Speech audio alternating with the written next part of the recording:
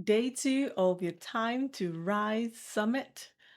Oh my goodness. Okay, this is not another motivational recap event thing. No, it is not. This, Anita, am I hyping Tony Robbins? No, I'm here to share what actually landed from me from day two and what's challenging, what challenged me in what he said and how I'm using this in real life or have been using it in real life because it's good to be reminded and to be like reinforced. So I'm pulling out 10 gems from day two, like I did in day one. If you haven't seen, go check it out. And yeah, it is we're not doing theory here, we're not doing quotey, it's the real shifts around the identity, the decisions, the energy, and the stories that we keep living in. You know, if and as I share mine, I would love for you to just take a moment as you're listening, like take a moment to figure out like what is that old story that needs to be retired? And what is that new one that you're actually choosing that you want? And the decisions that we've been postponing. Well, it's time like to think about that as well. And if anything hits, pause, reflect, and let me know in the comment section what's landed for you. What are you applying? What, if anything, that I said did not like, oh yeah, but this one, like, let me know. And what are you choosing to do differently? And if you're in that season of becoming, don't forget to subscribe. Stay close as we walk into this and to get and unpack this together. All right, let's get into it. Let's get into gem number one. Let's do this, okay?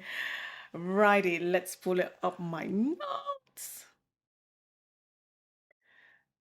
As I bring up my notes, you would think I'll be like everything will be like ready and good to go. Apologies for this, but yeah, it is going to be. It amazes me. Like sometimes, like you do these things over and over again, and it's like, wow, it just hits differently. It like when you're listening from a different lens of where you've grown from. Anyway, the first gem I got from him, he said, "We are rewarded for the value, not effort." Right up from the gate, like mic drop. Like seriously, what Tony was saying is that let me glasses. Okay, let's do this. Side note, I'm actually wearing one contact today. It's my reading glasses while I read my notes. I had an eye infection yesterday. Tony was saying what he was saying very clearly is like we don't get paid, promoted, chosen, or respected by how hard we work. It is by we're rewarded for the value we add.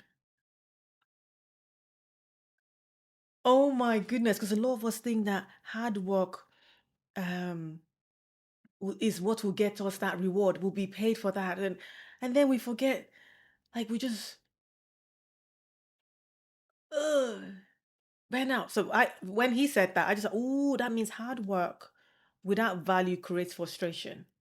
And this is where a lot of I've seen in the my interpreting industry with my in my coaching and business and everything, people burn out because they're working very hard, trying to be seen, trying instead of trying to be clear on what it is they're doing. And I remember like I did a series of like on interpreting and how skill is secondary and the identity and stuff is secondary and stuff like that during that video series. And from that value that I gave, I was able to land a speaking gig from that because I was sharing value. I'm here sharing value, and who knows the opportunities and stuff. So it's like we think that you just have to keep going, going, going, going, going, and they will notice. Like the story he shared about his friend who was this real estate person and how he wasn't making any sales, nothing was happening. And then he was able to, like, he was clearing out the rubbish that people were complaining about. And from just sharing that, and the people are like, oh no, can I donate? Can I pay for this? It's like, no, no, no. Just if you know anyone that needs a real estate person, blah blah blah, let them know, come to my way. He then now was able to make money off that just by giving value to people. You know, I remember even in one of the jobs I was doing, just mere because yes, you're there to like as an interpreter, you're there to just like give the information, right? As the so I went doing this where this person was doing an induction for like a retail stock, what they call the role, where you fill up the shelves. And while he was doing the stuff, the person went away and came back to like just check in. While he was doing this, I just went somewhere else. Instead of just standing there and be like, okay, what am I doing here? I went to a different corner while he was doing and just like doing the same thing, just while away time or whatever it is. And yes, it's not overstepping my mark, but it was just something like, yeah, I'm just helping out as well, or doing my thing, or just supporting, carrying bags. I don't have to be like, oh yeah, no, I'm just here to interpret. No, I can't do anything. Add value. People want you back. Things like that. Or even I remember a discussion was done. I got booked again, and then I went and brought in like some information that they were looking for, like some other deaf organization, blah blah blah. I brought it to the next meeting, and the value from that. And what do you think happened? They kept booking me over and over again. I'm adding value to the interaction. So this is gold. Find ways where you can add value than thinking, okay, I just have to do. So yeah, I love that. Value speaks when effort can't. That's the message on that first gem from Tony's event. The second one he said is identity is in the real brand. Okay. That's what he said. And what he was talking about there was identity is an internal game. I'm like, Tony, that's kind of like my life. I mean, he's the goat, but it was just kind of like, this is what I talk about. This is what I coach about. This is like identity is the internal brand that we need to work on. It's what shapes how we behave and how other people see us or experience us, or like it's all about the identity. When we can get that, because what I put down around that thing when he said that is people do not respond to what you say, they respond to who you're being. Yeah, like I've learned the hard way, especially like when I felt unsure in an interaction in a job.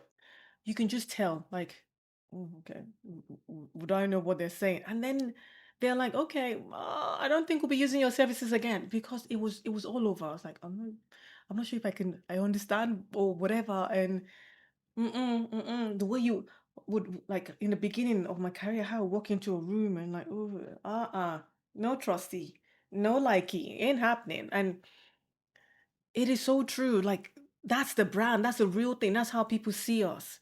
I remember even my uncle saying one time after, because I see myself as a recovered shy introvert, and he just made that comment. My goodness, Nene, I can't believe this is you. Really? Is this Nene? Like really? She's the one. Anyway, let's go to gem number three from day two. He said, insight does not change identity. Ooh, oh, this is another gold. Because what he was saying here is what he was like, what he thought was is like understanding something intellectually does not create change. Identity changes through conditioning. Mhm. I love this so much because there's so many people that know what to do that aren't actually doing it, and they still don't do it.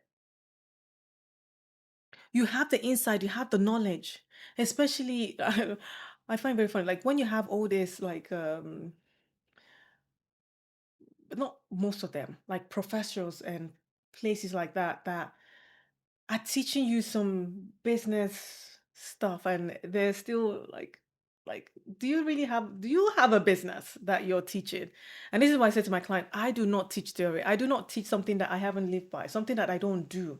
That I what I am coaching on or like teaching is my lived experience, what I have put myself through and what I have taken my clients through. So it's not like, oh yeah, I just learned something now, let's do. No.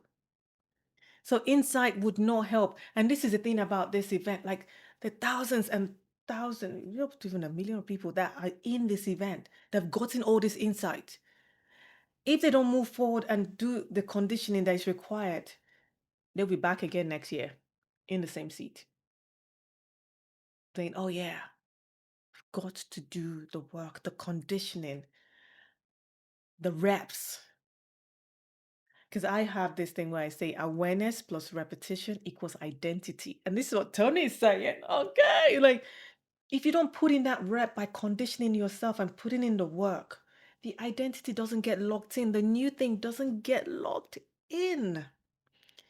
So, knowing, like I said, and doing are not the same thing. They are not. Because the thing here is, this is the key. The body hasn't trained to feel safe in this conditioning, in this new thing, in this new version of ourselves. So yesterday we talked about having the breakthrough, that moment where we're not okay.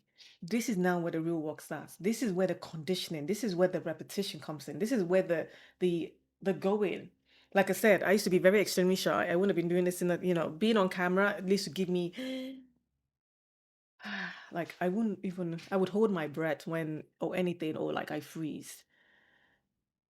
So doing this is because of the reps I've put in to condition myself to be okay, being safe and being on camera. Or back then it was a red light. Now I'm looking at a blue light, and I see you at the other end. You know what I mean? It's because of the condition and the reps that I've put in to be comfortable being in front of this thing. That's what he said there. That was so beautiful. Gem number 4. We are moving on. He said, conditioning requires the body, not just the mind. Yeah. Yes, yes, yes. And what he was teaching us in that period was just talking about how uh, physiology matters, how our posture, our breath, our movement, the voice, they shape the certainty in what we're doing. Like what I put down in my notes when he was talking about this is like, you don't think your way into confidence, you move your way into it. It's like, I remember when I shared yesterday about when I was told I couldn't be that interpreter, and I said I was going to be that interpreter. And when I went back into class, because what would happen is I would just go in there and be like, oh, sorry of me. And then when I got that insight, like, no, I'm going to be that interpreter, the way I started moving in class, I own that this is how I practice. This is what I show up. You might not see that I am an interpreter, but I know that I'm going to be that interpreter. And how I was sitting, how I was paying attention, how I was focusing, and like, it was different from when I was told that I couldn't be one. I was like, okay. And I was like, okay, absorbing in the learning and like figuring out, okay, now how do I go and practice this and use this for myself? So it's in how we hold ourselves when we're like, because when you think of like, oh yeah, I'm not good enough, what happens? Like, oh, it's in the body, it lands, it's there.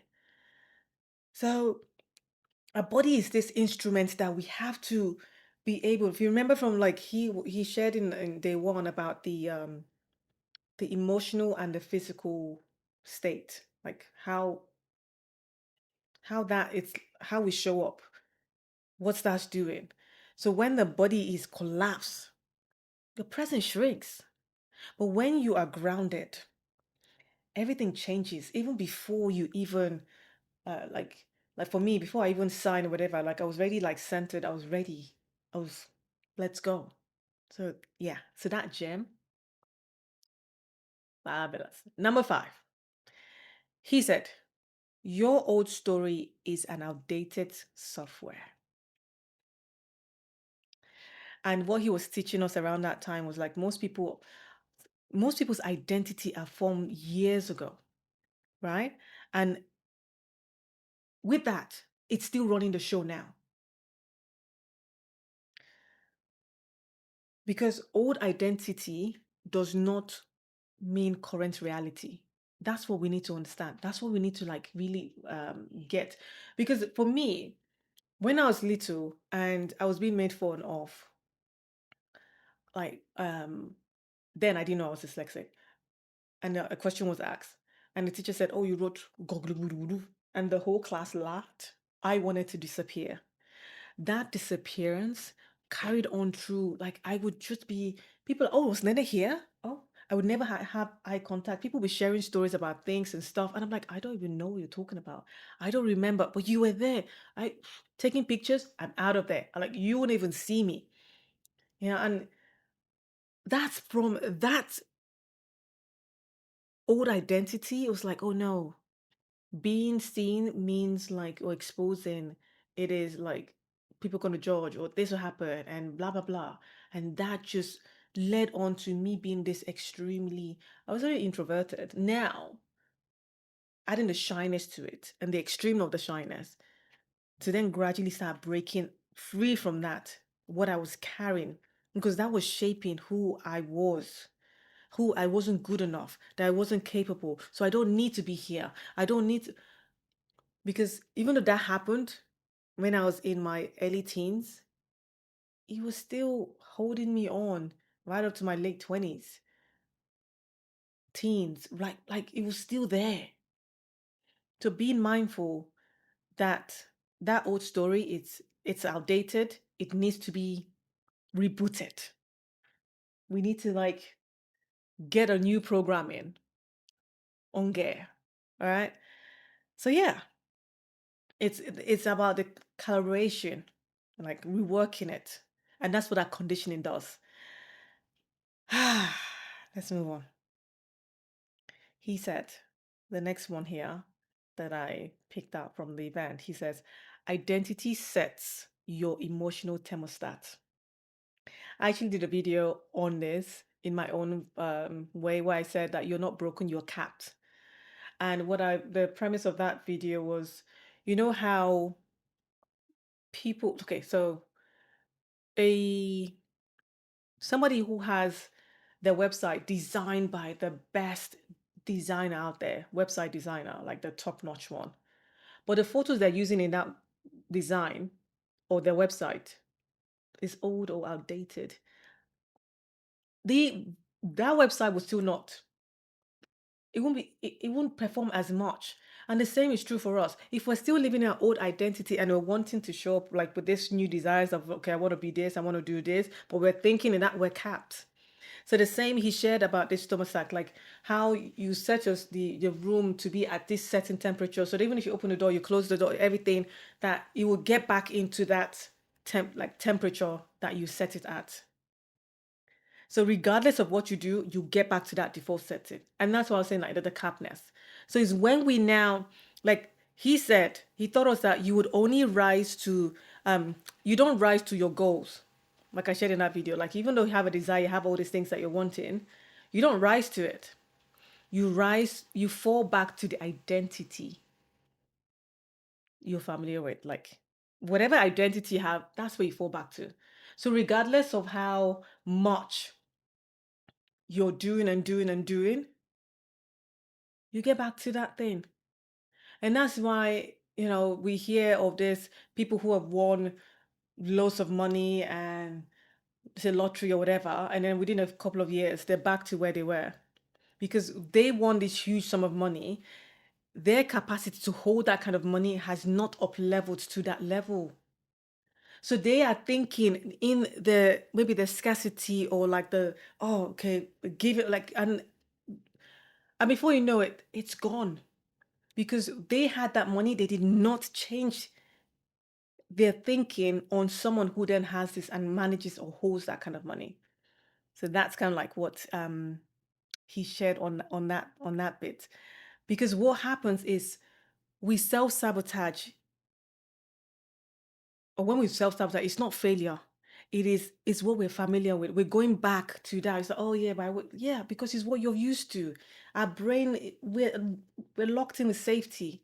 So we go back to that place of familiar, of that place that it knows, of that place that, okay, this is what we're used to. So for me, every time I have stepped into something bigger,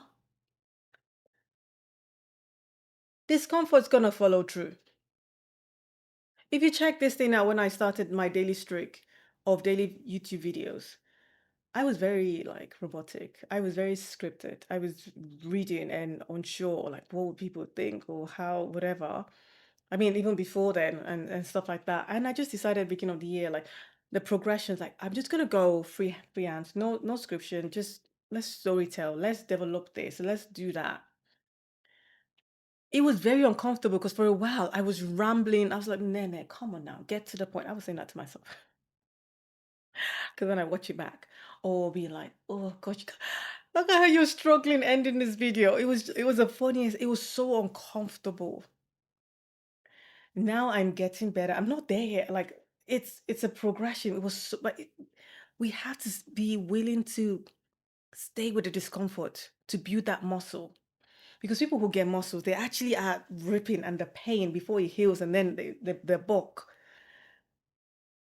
And this is not because i- we're wrong, it's because it was unfamiliar. That's why we're going back to that default setting. That's why we're doing that. And that's why we have to reframe what is change.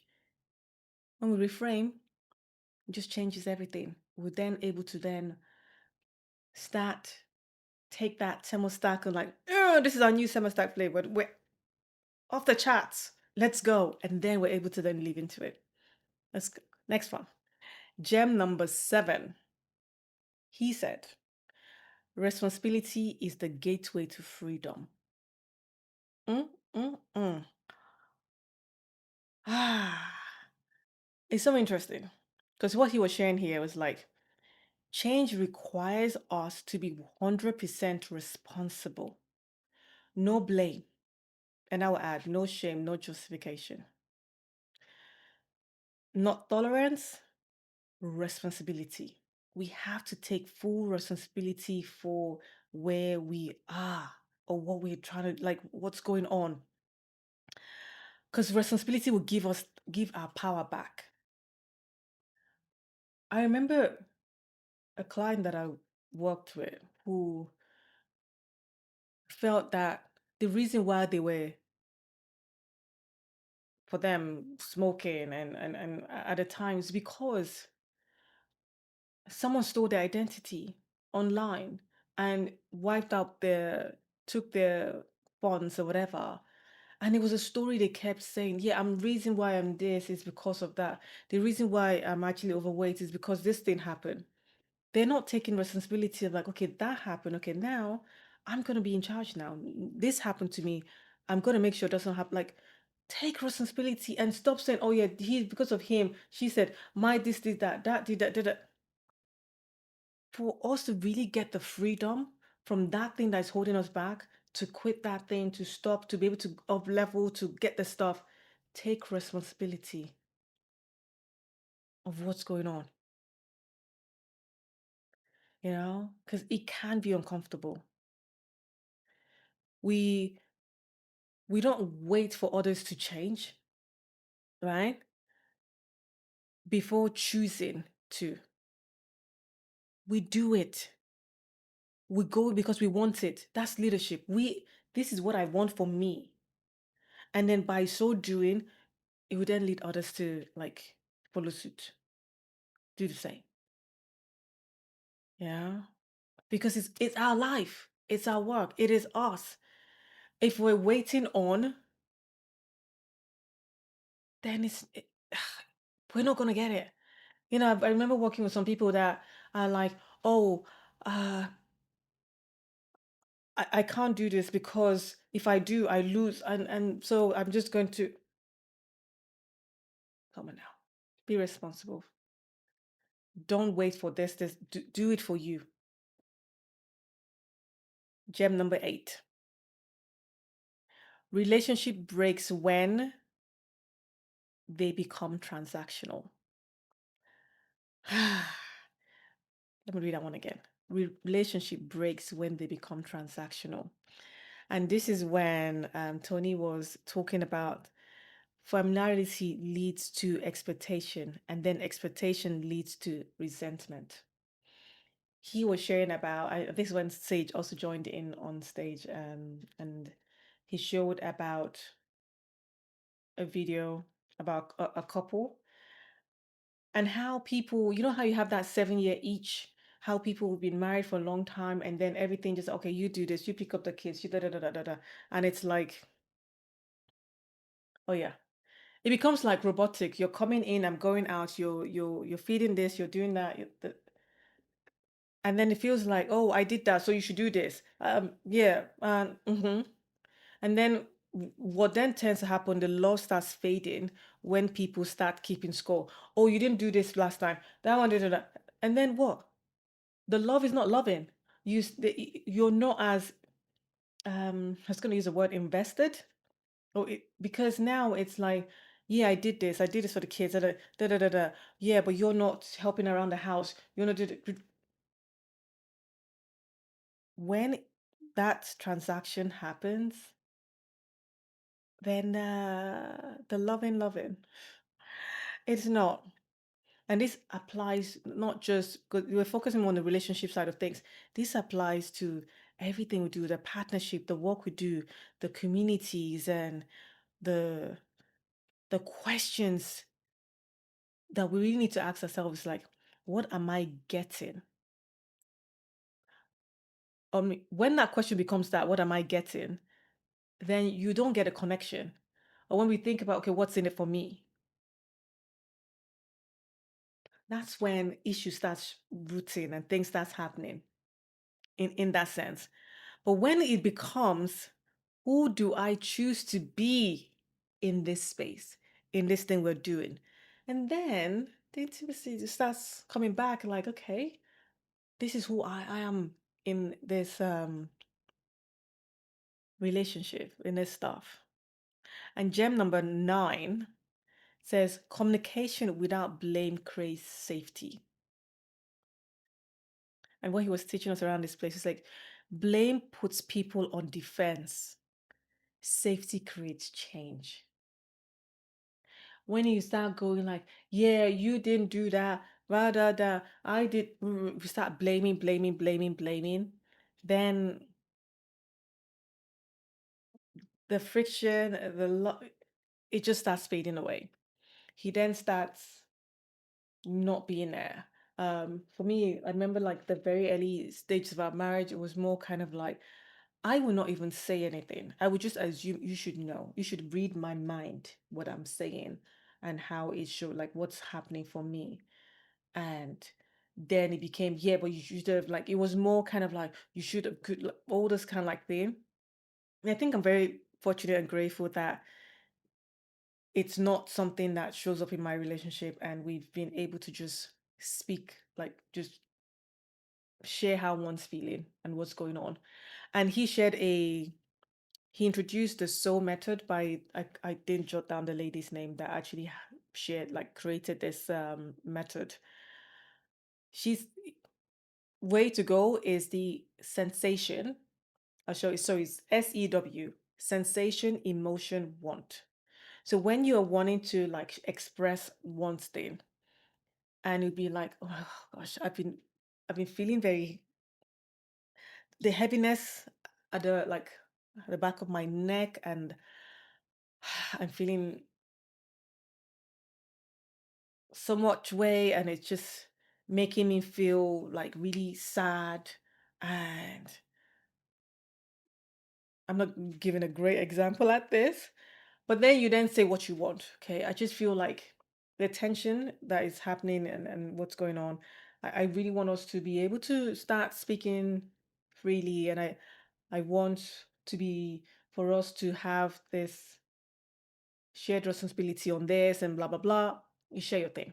So basically, what he's saying is you can't argue from someone's experience. When we're talking from this is what I am, this is how it's showing up for me, this is what's happening for me, how are they going to argue? How is the partner going to be like, "Ugh." But if you go like, oh, you didn't take up the dishes, you didn't do this, you didn't do that. But if you're like, look, I've been having this heaviness in my heart and feeling this like kink here, and it's just so bothersome. I, and then with the question back and forth, it's like, I just want support in what's going on. People can argue with that when you come from that lane, when you express yourself from that point of view of like, this is what you're experiencing, there'll be no argument. You'll be able to have more conversations that way. So this is definitely a game changer that I'm going to start applying. I've been doing this in a whole different way than how this is. So this is something that we get to personally will be trying out. And yeah, sort of like we talk about it, but I don't think the essential way. It's more, oh, this is what I think I just go straight to the emotion, and then what's not. Sometimes I'll go to like what's not working than instead of what I want. Although he said you can't go with what you don't want or whatever. But yeah, I guess this is going to really stop the accusation, stop the and start be having the ability to express. Yeah. Luckily, unfortunately for me, it's not. Yeah, relationship wise, we talk, we always express ourselves. So maybe this is something I'm gonna add to that so that it just makes things smoother. So yeah, this alone can really transform a lot of relationship when we really look at it. Once one takes the time to use this framework than going to blame more. Yeah, what's the sensation I'm feeling? What's the emotion that's coming up, and what do I want? Key. All right. Number 10. Number 10, he said, identity must be reinforced daily. When he said that, my heart leaped a bit. I was like, this is my language. This is what I say. And I love this example because what he was teaching us here is that one breakthrough cannot hold the identity, that it requires daily conditioning. Daily reps is how the language I used. But it requires that. And I love the example he used about a research that was done in some study that was done with monkeys, and they tied up the monkeys and they kept bending up their fingers and bending up and bending up. They did like for 1,000 times.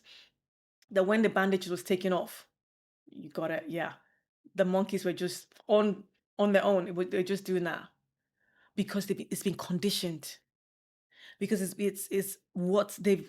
It's like saying I want to go to the gym once, and then you expect to be fit. Ain't happening. And this is what and this is why consistency matters when you're doing it with more than the intensity. The consistency is the thing. It's not about how much you do it. It's about how you're doing it on and on. Like that's those small daily reps, those small daily things. And then sometimes I just tell my friend, like my clients that like just waking up with a smile. Even if you can't do a morning, just do that. And then add like just doing that starts changing your like physiology, your psychology as you go along. Doing that every single day. For me, I wake up like, and then say what I'm grateful for. Thank you for this and da da da da. It's conditioning. It takes me through the day. Then I start looking out for other things I want to be grateful for, so that when I'm like wake up, I have things that I'm grateful that I got from before. So yeah, it is all about the conditioning. It's about the rep. I didn't even come this because like I said, yeah, this is it. No, it took the practice, the work to get to this point, to get to this intensity. So yeah, small daily things done from that new identity compounds. Not from the old place. Because remember in one of the examples he says, like when people say things like, oh, I'm a procrastinator, I keep procrastinating, that means you're a procrastinator. I even say the word right. But you know what I mean. When you keep repeating even those things that are not serving us, it becomes our identity. It becomes who we are. So we have to be mindful for the things that we're choosing, the things that we're attaching to self, because what that's going to be conditioned over time. Even if we want it or not, it would be conditioned. And when we say things like this, I'm not capable, whatever that is, yeah, that's why I do that. We're conditioning that, and that's the old belief that we really need to change. And that's where the real change happens. That's how it sticks through the condition, through the rep work. That's how the identity is formed. So to recap the whole event for me, if there was a core message that he was trying to get through to us is change your identity, add real value, take responsibility, and condition it daily. That's what I got from day two. When if I was to like summarize the whole thing, for me, that's the thing of when we get to do this, the magic that would happen for us. I am Nene. We do this every single day. Don't forget to share your insights and comment section, subscribe. And remember that your voice matters and it's your time to use it. Bye for now.